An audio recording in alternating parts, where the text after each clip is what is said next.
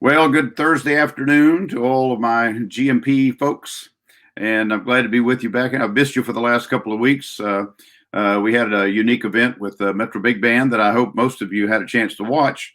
If you didn't, go to our Facebook page or to the Global Missions Project YouTube channel and watch the Metro Big Band concert that we did, a virtual concert as a presentation, just keeping our connections going with you and with people around the world. But glad to be back. And today we have a unique individual with us who has traveled with us a number of times. His name is Jose Muniz, and we're going to find out a little bit more about him. He's a very, very fine clarinetist and also a band director. And he's going to tell you a little bit about that and what he does with his band directing in the country of China. And so I'm going to bring Jose on right now to talk to us a little bit. Hello, Jose. Hello. Now, I'm for people that don't know Jose, when I say Jose, they're expecting you to come on with a Spanish accent, and which is not going to happen. I understand. Tell me, Jose. It's good to see you. Where are you from originally? Well, I'm originally was born in Wisconsin, but I was raised in Texas. So I grew up in San Antonio. And I assume the Jose Muniz name has a Hispanic derivation. It comes from Spain. It comes from Spain. So my grandfather came from Spain and then to Mexico and then to the U.S. That's on the paternal side. Well, I've never asked you that question before. I've known you for a long time and just never asked you that question. So, like I said, I assume there had to be some kind of a Hispanic link there of some kind. So, indeed, there is. Hey, listen, I know you're coming to us, speaking to us from China. But before I get into that and everything, tell me a little bit about your background in terms of like you spent most of your time in the U.S. and Texas area, did your schooling there. When did you start studying music? Well, it all started when I was in sixth grade band in San Antonio. Went to started in sixth grade, middle school, high school. My band director pushed me into doing all region and doing solo and ensemble, and I got hooked on doing that stuff.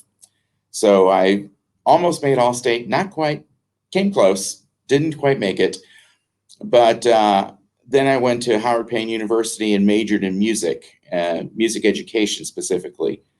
And then from there, my teaching career for 15 years was in the U.S. and the last 15 years has been outside the U.S. So it's like, so this is my 30th year of teaching, and it's like this year it's like I've had 11 years in Kenya, and then this is my fourth year in China. So that makes 15 and 15. So my teaching career is equal between the two. And if I could ask you, how can you share with me about what prompted you to go into an international teaching environment? Well, I felt the Lord's calling to go into international missions because I've always wanted to do that when I was in college. But being with IMB, they just didn't hire teachers as missionaries at the time. And so it's like, didn't find anything else to do that. And then I was so tired of the political stuff going on with schooling, with education in the U.S. and Texas, and how band directing became such a political thing. I thought it was time to find something. And so I did an internet search. First place that came up was Roslyn Academy in Kenya. And I looked at that, and it's been history since then. Looked at that, interviewed, and got the job. Tell me a little bit about that's where our first opportunity to be with you and bring a team of musicians to be a part of what you were doing was at the Roslyn Academy in Kenya. Tell me a little bit about that school and how that what was it like there, and where the students come from, all that kind of thing. Okay. Well, in Roslyn Academy, the students came from a lot of different places. There was about the majority were from the United States. Then there was about 14% Korean. Then maybe next group was Canadian, and then there was local Kenyans. By the time I left, the Kenyan population was the second largest population of students there, followed by Korean, then Canadian, and then everyone else. But the Americans still have the most. Now, and there was an embassy just right down the road, right?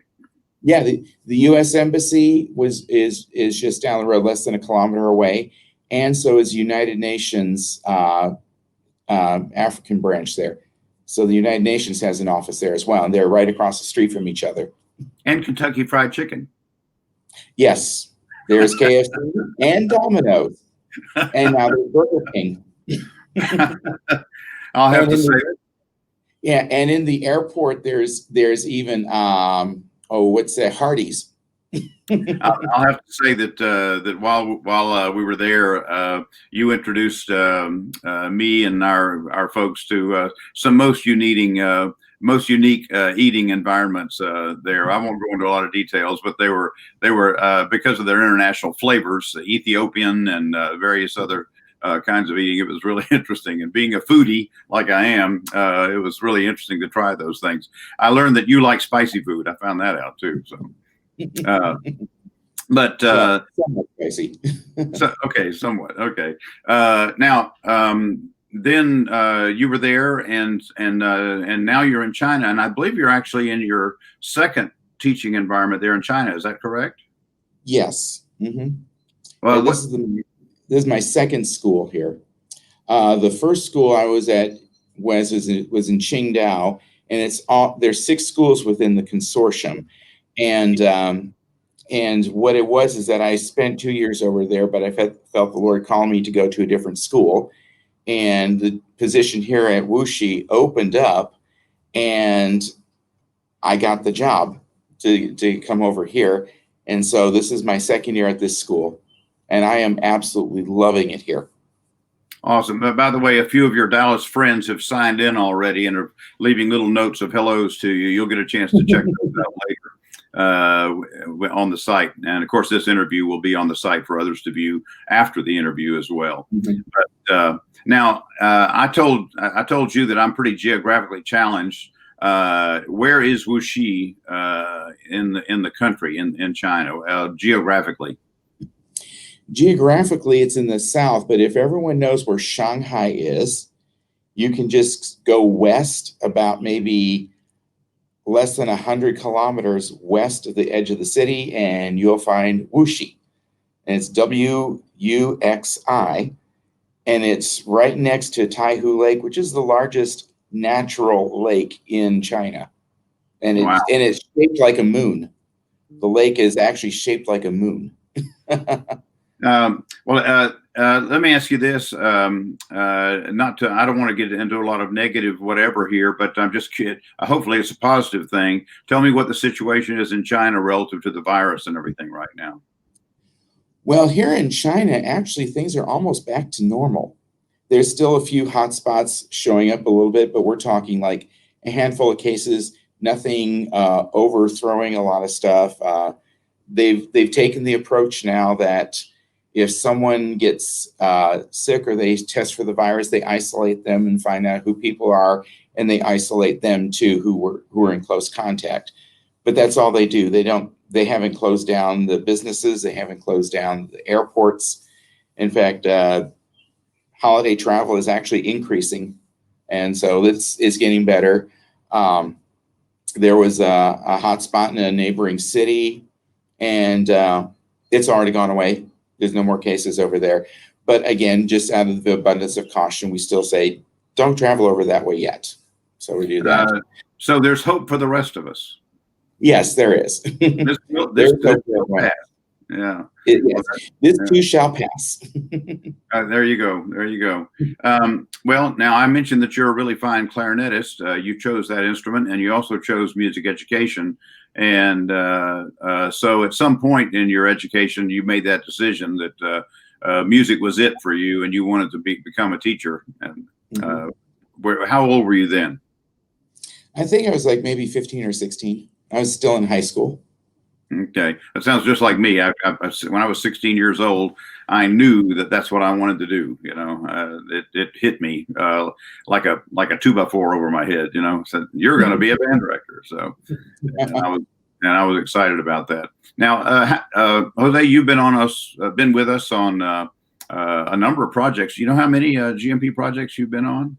I think I've been on something like 14. Yeah, that's maybe. awesome. That's awesome. Yeah. Can you tell me, in your ability to do it, what has GMP meant to you? Not only as a traveler musician, but also as a host of our teams. Well, as a traveler musician, it has meant to me that I get to take my skills and use them somewhere else for the glory of God.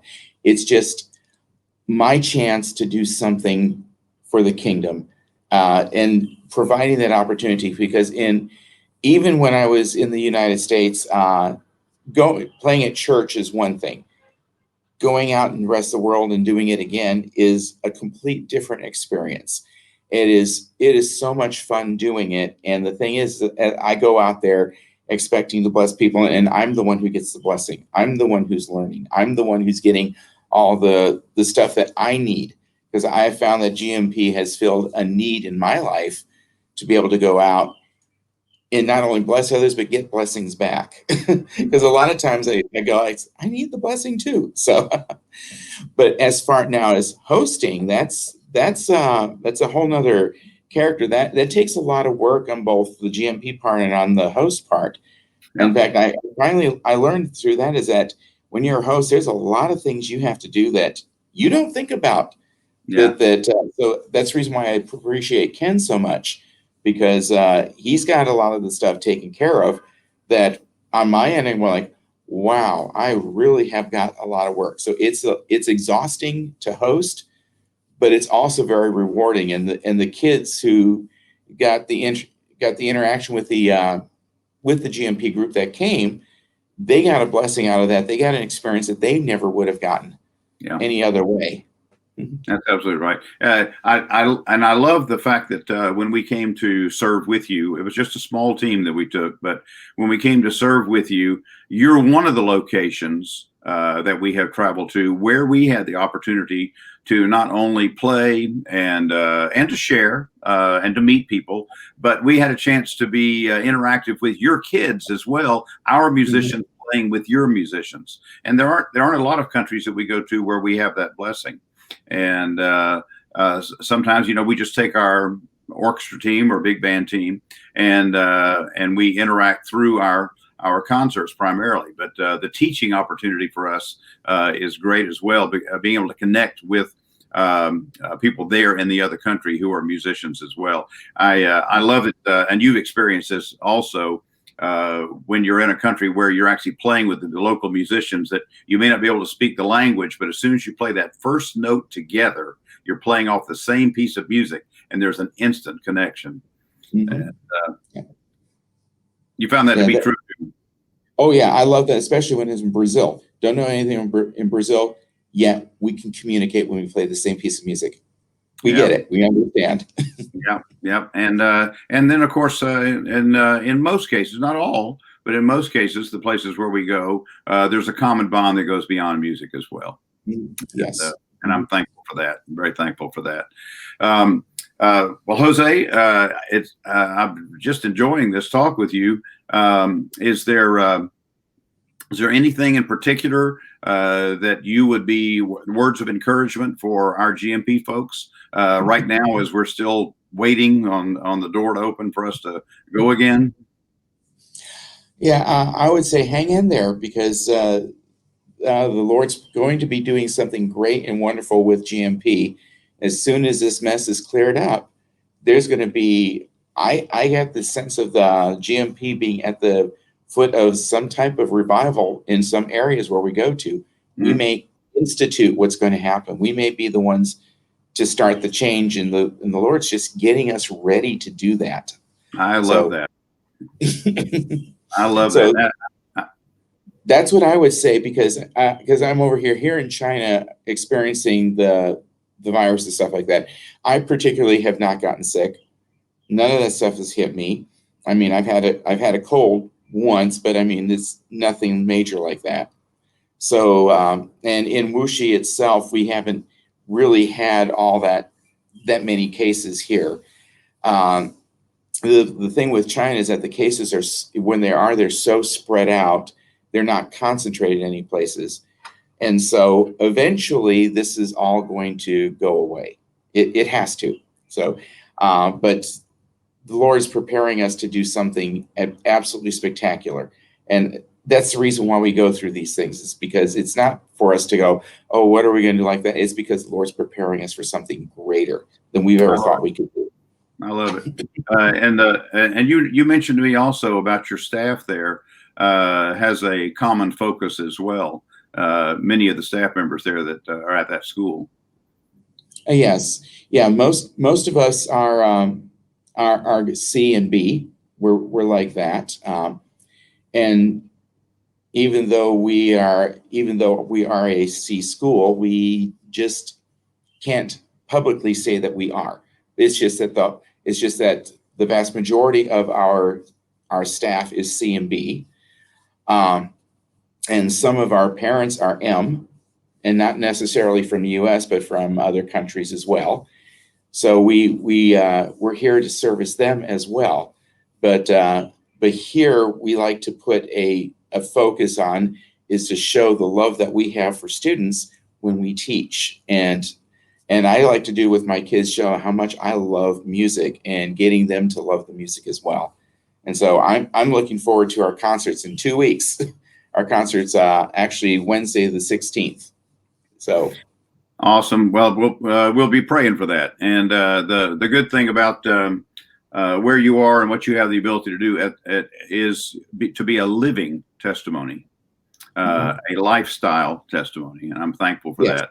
Well, we offer God's blessings to you today, Jose, and I know our folks have enjoyed hearing from you. Been a number of other people signing in and making some little notes here and there for you that you can check out and see for yourself. And to all my GMP friends, it's been good to see you today. We're already set up for our interview for next week as well, and you'll be introduced to two very, very unique young men, and I'm not going to tell you who they are right now, but you're gonna enjoy hearing from them as well. So, Jose, keep up the good work, my friend, and to all my GMP folks, I hope that we're going to be seeing all of you very, very soon, traveling with us to the next location to be able to do exactly what we do. So, God bless you all. See you, bye, Jose. All right, bye-bye.